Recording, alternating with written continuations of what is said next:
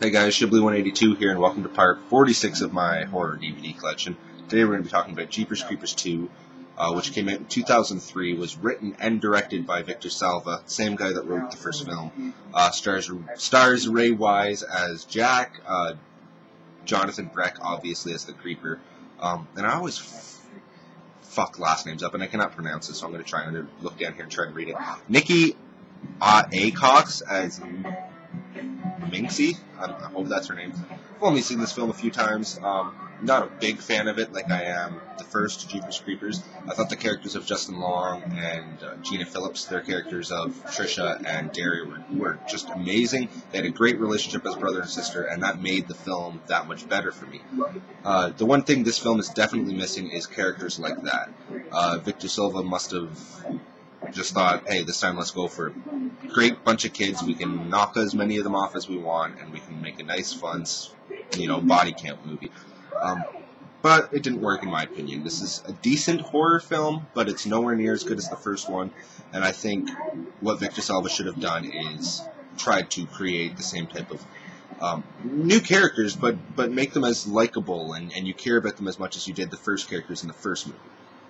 Now, anyway, this film starts off maybe a couple days after the first one. Justin Long's been killed and eaten by the Creeper. Creeper's got Justin's eyes, made his little ninja star to Justin's belly button and rose tattoo, whatever. But anyway, this kid's working it on his dad's farm, and he's kind of checking out the scarecrows and shit when he comes upon the Creeper standing on one of the scarecrow things. Long story short, the Creeper kidnaps this kid and disappears with him. The father and the brother try to save him, but there's nothing they can do. The Creeper's too fast, plus he can fly, so he's gone in like 2 seconds. The movie kind of skips forward here, and this isn't going to be a long review, guys. This isn't a great film and doesn't have that much of a storyline, so I'm going to just try and tell you as much as I can without spoiling anything. Movie cuts forward to this teenage basketball team from a high school or something. They just lost the championship game, and they're making their way back to their school. This is where you meet the main character of Minxie, I believe her name is. I don't know. But anyway, the Creeper ends up blowing one of their tires with his ninja star thing. The bus has to pull over. The bus driver, long story short, ends up deciding that they're going to try and drive on this one tire and make it the rest of the way back to the school.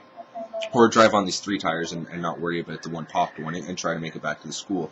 And this is when the main character, Minxie, starts having these weird visions of Derry from the first film and the young child that was kidnapped at the beginning of this film. And it's almost like they're trying to warn her of what's about to come, that this Creeper is coming for them and something bad is going to happen.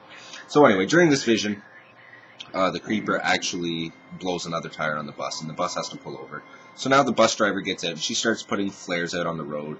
And before they know it, everyone kind of looks away for a brief second, and they look back, and she's gone. Like, she's just gone. She's taken up into the sky by the Creeper. No one really knows that, but she's just gone. They're trying to figure out what happened. Then about 10, 20 seconds later, one of the flares falls out of the sky, so everyone starts looking up and realizing there's something out here. Something is out here trying to get us. So they all make their way back onto the bus, and as the night goes on, the Creeper is slowly picking off. It starts with the teachers, the bus driver and the teachers, kind of picks who he wants out of them. And then he moves on to the students on the bus. Once the students find out that he's not after all of them, there's only certain people on this bus that he wants, they kind of try to form a team together just to survive the night, get through, stay on the bus, we can do this together. Which doesn't work. The Creeper starts taking the ones he wants, starts eating their body parts, whatever, to grow the body parts that he needs. While he's doing this, one of the students on the bus actually radios looking for help, where he actually contacts the father of the son that was kidnapped at the beginning of the movie. Now, I don't want to say too much more, but the father of the child at the beginning of the movie does come to try and save these teenagers from the Creeper, to get revenge for the kidnapping and murder or eating of his son, whatever you want to call it. So yeah, I don't want to say much more without ruining the movie. It's not half as good as the first film. It's definitely more of a body count movie, in my opinion. You have the Creeper who's slowly making his way through this group of people who are stranded on this bus and have nowhere to go. I think the thing I liked a lot more about the first film, other than the character development and the relationship that Trish and Derry had, was the fact that they were alone on this highway, which made it that much more suspenseful, which made it that much more scary. which made it that much more interactive with the creeper. In this movie, you have too many characters all over the place. You don't really get to know anyone that well, other than your main character, Minxie. And even then, she's having these visions all the time. It's really confusing. Well, no, it's not really confusing. It's just annoying, to be honest with you, because, who the fuck just starts having visions out of nowhere? There's got to be some explanation for it. No explanation is given. The gore isn't that great. But yeah, it's a decent horror film, and if you haven't seen it, you definitely need to give it a chance. I watch it once in a while, but like I said, I don't watch it near as much as I watched the first film. So yeah, there's the back of the case. Like I said, this wasn't going to be a long review, guys. It's got a bunch of special features. You can't read that. Deleted scenes and moments, audio commentary by director Victor Silva and the cast, creeper commentary by Jonathan Breck, Brad Parker and Brian Peniquez, whatever. A Day in Hell behind-the-scenes documentary, Lights, Camera, Creeper featurette, Creeper Creation featurette, Digital Effects by Orphanage featurette, Creeper Composer featurette, The Creeper's Lair, and Ventriloquist Creeper storyboard renditions of scenes not filmed. 2 photo galleries and the original theatrical trailer.